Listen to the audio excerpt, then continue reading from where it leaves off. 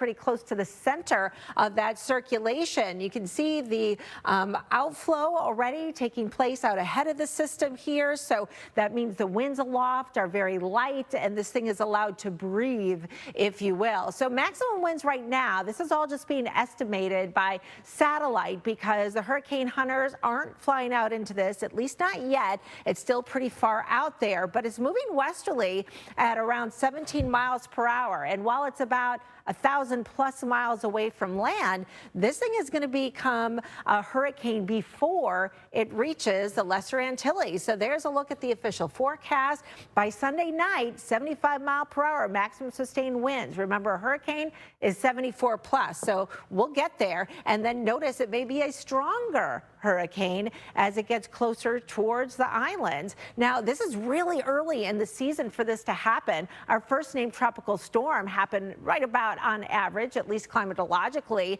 in mid-June, but hurricanes typically don't develop until the middle of August. So August 11th, there's our average first date for a hurricane, and this is very far east. If we get this hurricane to develop on June 30th before we head into July, it would be the farthest east we've ever had a hurricane in the Atlantic in the month of June. So that really puts it in perspective of how unusual that may be. So this will likely move sometime during the day on Monday or Monday afternoon through the Lesser Antilles, work its way into the Caribbean, and then gradually shift a little bit more to the north and west. And notice as we look at some of the forecast position points as well as the intensity of the winds, a lot of this is going to be dependent on exactly where this goes. If this goes up here and interacts with Hispaniola, we've got big mountains over 10,000 feet on the island there, and Cuba is mountainous in spots as well. But if it stays on more of a southerly track over the open waters, it could potentially be a stronger storm. So even tend to be what we call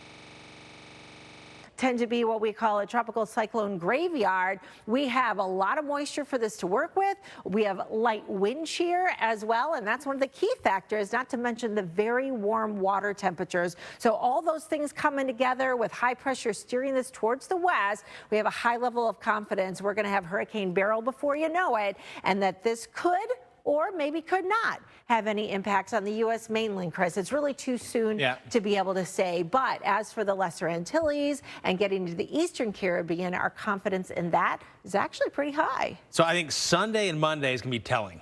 Right? We have a better idea. Are we going more northerly or are we more southerly on the track here as it gets into the Caribbean? And it's a holiday week for a lot of people coming out ahead of us. Some of us might be working a couple of days. Some of us might be working the whole thing or not at all. Or not at all. But my point is, don't tune out, okay? Because we don't know if this is going to have U.S. impacts, and we want you to be prepared ahead of time, not find out at the last minute when you get back from your vacation. Be like, holy cow, I've got something I need to be concerned about. Yeah, because maybe not. We're looking at if there were to be. Right, if you tune out for a week, you'd be in for a surprise. All right, so keep checking in with us here at the Weather Channel. Bottom line. All right, let's get to the storms. What you got? Back to Storm Center. Meteorologist Jacqui Jeras. Meteorologist Chris Warren is on the radar. We're going to check in with him in just a second. But time now, take a look at what's happening there across the globe and the big picture stories that we're tracking right now. Our top story is the tropics. We now have a new tropical depression in the eastern Atlantic. This is forecast to become a hurricane as we head through the weekend and into early next week. Now, this weekend looks pretty okay here on your Saturday. Sunday, not so much into the northeast. The highly traveled I-95 corridor will be affected by severe storms on Sunday, and this could happen as early as the very early morning hours. So keep that in mind if you have travel plans here. Delays will be possible at the airport. Of course, this is leading into the 4th of July holiday here on Thursday. There may be problems with some of the fireworks shows here. Things look good, though, across parts of the west. Hot still into the south.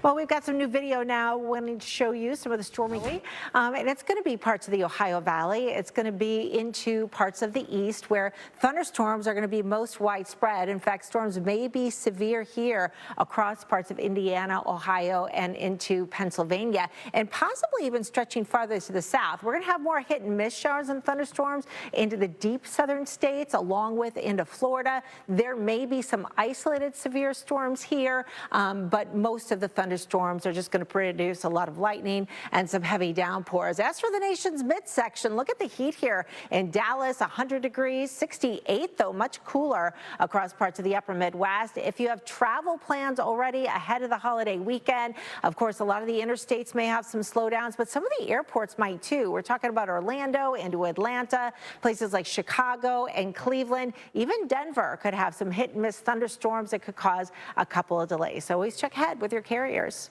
Chris?